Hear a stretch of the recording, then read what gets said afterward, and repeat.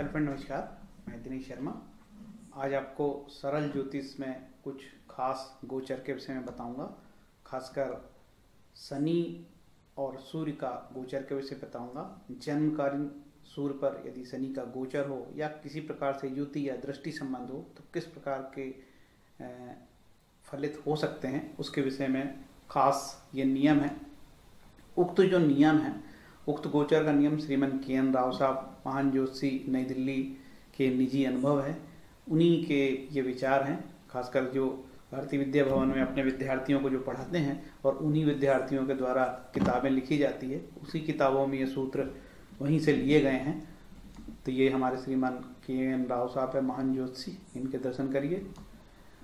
Main सिद्धांत ये है कि जन्मकालीन सूर्य पर शनि की दृष्टि युति गोचर होने पर व्यवसायिक जीवन में बदलाव आता है। ठीक है, मतलब क्या होता है कि जब आपकी जन्मकालीन सूर्य मतलब आपकी कुंडली, और आपकी कुंडली में जन्म के समय सूर्य किस राशि में बैठा था, आपके जन्म के समय सूर्य जिस राशि में बैठा था उसी राशि की आपको कुंडली बनाना है। तो मैंने यहाँ देखिए, दिख रहा होगा आपको स्पष्ट, ये वही बनी हुई है पूरी कुंडली, उसी राशि में यहाँ से ये बैठी हुई है।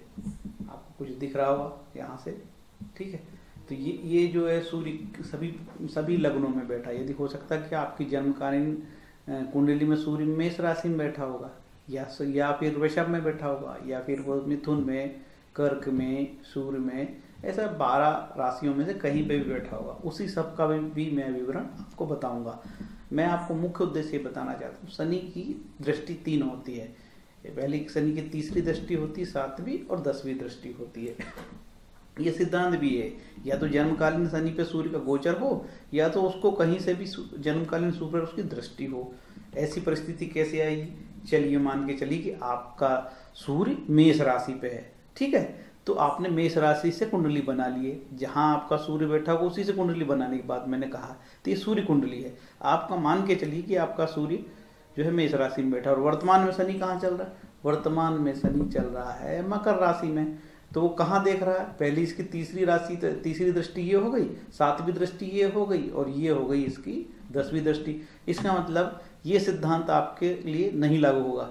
यदि ऐसा होता है, यदि जन्मकालीन सूर्य पर शनि की दृष्टि होती है तो जीवन में बदलाव आता है, उतार या चढ़ाव आता है। या बहुत अच्छे, अरे किसी को जॉब लग जाती है, या किसी का प्रमोशन हो जाता है, या मेरे अपना निजी अनुभव ये कहता है कि ऐसे समय में व्यवसायिक जीवन में बदलाव पॉजिटिव नेगेटिव दोनों होता है। कभी कभी कोई निलंबित भी हो जाता है, सस्पेंड हो जाता है, या किसी का जॉब चला जाता है। तो ये बदलाव होता है जन्मकालीन सूर्य पर शनि का गोचर, दृष्टि, युति या किसी प्रकार से संयोग हो।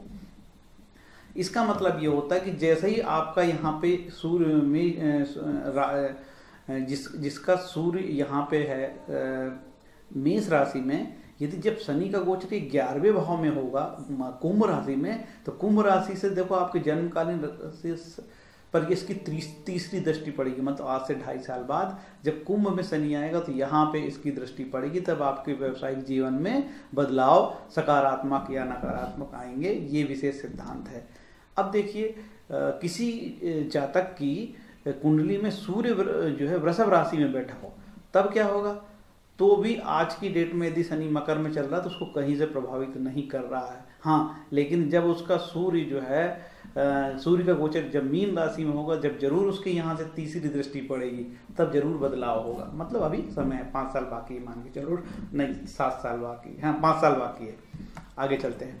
अब किसी जातक की मिथुन लग्न की कुंडली है, ठीक है, और शनि महाराज देखो मिथुन लग्न की कुंडली नहीं, मिथुन राशि में सूर्य बैठे हैं, ठीक है। तो ये आपकी मैंने सूर्य कुंडली बना दिया। यहाँ शनि यहाँ पे होगा तो यहाँ से तीसरी दृष्टि, और ये हो गई 7वीं और ये 10वीं दृष्टि। तो अभी किसी भी प्रकार का परिवर्तन संभव नहीं है।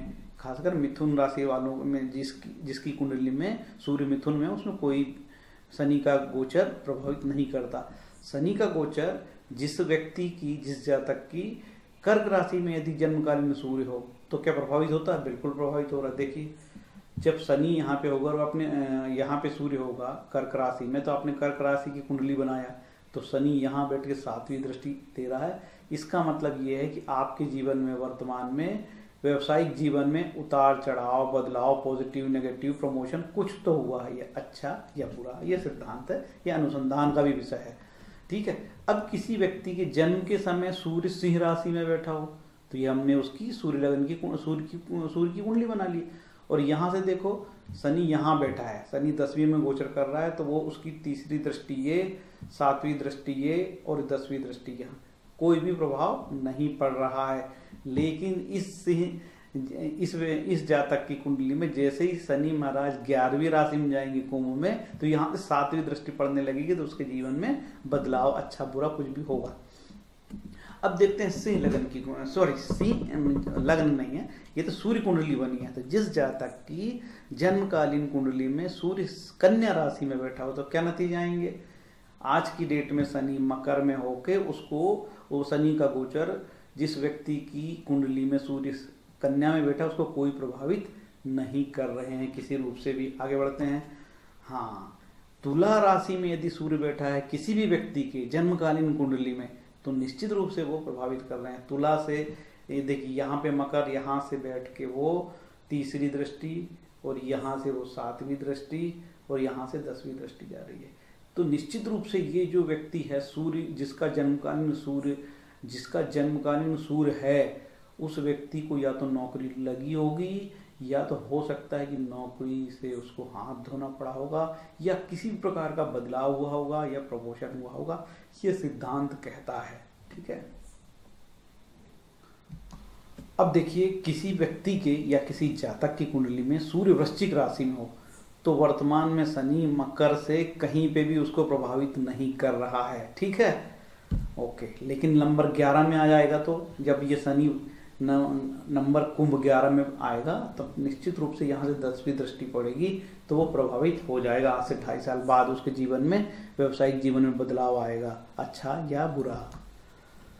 किसी व्यक्ति की धनु राशि में सूर्य, जन्मकालीन सूर्य धनु राशि में हो तो उसके जीवन में भी मकर राशि में होने के कारण शनि के कोई भी बदलाव नहीं आता, क्योंकि तीसरी दृष्टि यहाँ है, 7वीं यहाँ है और 10वीं दृष्टि यहाँ पड़ती है। लेकिन वो उस व्यक्ति, हाँ अभी कोई बदलाव नहीं आएगा, लेकिन यहाँ पे जब शनि आएगा मीन राशि में आज से 2.5-5 साल बाद तो निश्चित रूप से परिवर्तन देखने को मिलेंगे। अब आगे बढ़ते हैं। किसी व्यक्ति के जन्म के समय मकर राशि में सूर्य हो तो देखिए अभी तो मकर राशि में सूर्य है और सूर्य में यहाँ शनि महाराज मकर में ही गोचर कर रहे हैं, तो शनि की तो युति हो गई। तो इस व्यक्ति के जीवन में, व्यवसायिक जीवन में कोई बदलाव आया है, या तो इसको कोई जॉब मिला है या तो मिला हुआ जॉब इसका खत्म हो गया है, या जॉब में किसी स्तर का संकट आ गया है, या प्रमोशन पदोन्नति कुछ भी है या स्थायी हुआ है, या कुछ भी नुकसान इसका या सकारात्मक नकारात्मक हुआ है, लेकिन व्यवसायिक जीवन में बदलाव हुआ है, ये तय है, ये सिद्धांत कहता है। ठीक है। अब देखिए कि किसी व्यक्ति के जन्म के समय कुंभ राशि में उसका सूर्य हो, ठीक है, तो किसी भी प्रकार का प्रभाव उसके जीवन में अभी नहीं पड़ रहा है। लेकिन ये शनि जब यहाँ कुंभ राशि में ही आ जाएंगे तो उसके व्यवसायिक जीवन में उतार चढ़ाव, बदलाव, अच्छा या बुरा आएगा। अभी कुंभ राशि में यदि सूर्य जन्मकालीन सूर्य है उसको कोई प्रभाव नहीं पड़ा। अब किसी व्यक्ति का जन्म का सूर्य जो है मीन राशि में, जब उसका जन्म हो रहा था तो सूर्य उसका मीन राशि में, मतलब 12 नंबर में है। तो देखिए यहाँ से यह सूर्य लगन की कुंडली आप बनाओगे तो यहाँ पे शनि होकर तीसरी दृष्टि दे रहा है, मतलब इस व्यक्ति के जीवन में भी कुछ ना कुछ बदलाव, उतार या चढ़ाव आया होगा, ऐसा मेरा मानना है। ये ज्योतिष है, रिसर्च और अनुसंधान का विषय है। इसी तरीके से हम लोग किसी सिद्धांत पर रिसर्च करते रहेंगे तो निश्चित रूप से ये ज्योतिष विद्या बहुत उच्च स्तर पे जाएगी, क्योंकि हजारों साल के लिखे ग्रंथों के प्रैक्टिकल अनुभव नहीं है, अनुसंधान नहीं है, मनमाना लोग कुछ भी अपना फल कथन करते रहे हैं। वो माननीय राव साहब ने और उनके अनुयायियों ने भारतीय विद्या भवन में अच्छी शिक्षा प्राप्त करके किताबें लिखी हैं, जिससे और भी लोगों को भारत में मार्गदर्शन मिल रहा है और ज्योतिष पे लोगों का विश्वास बन रहा है। और जो लोग ज्योतिष के बारे में कहते थे कि ये लूटपाट की विद्या है, वह नहीं है। अब लोग इसको विज्ञान मानते हैं, खगोल विज्ञान है और बहुत गहरी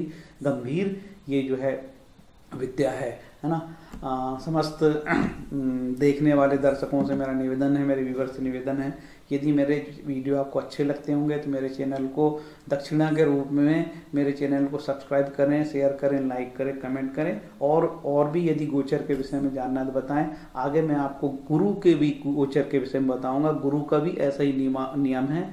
यदि जन्मकालीन गुरु या राहु का इस प्रकार से गोचर होता है तो खासकर राहु का गोचर गुरु पे और गुरु का गोचर राहु पे तो बहुत नेगेटिव इम्पैक्ट पड़ते हैं। उस पर भी एक मुझे वीडियो बनाना है। और शनि और गुरु की जो दोहरे गोचर हैं उसके जीवन में क्या प्रभाव होता है उस पर भी आगे मैं वीडियो बनाने का प्रयास करूंगा। हरे कृष्णा, थैंक यू, धन्यवाद।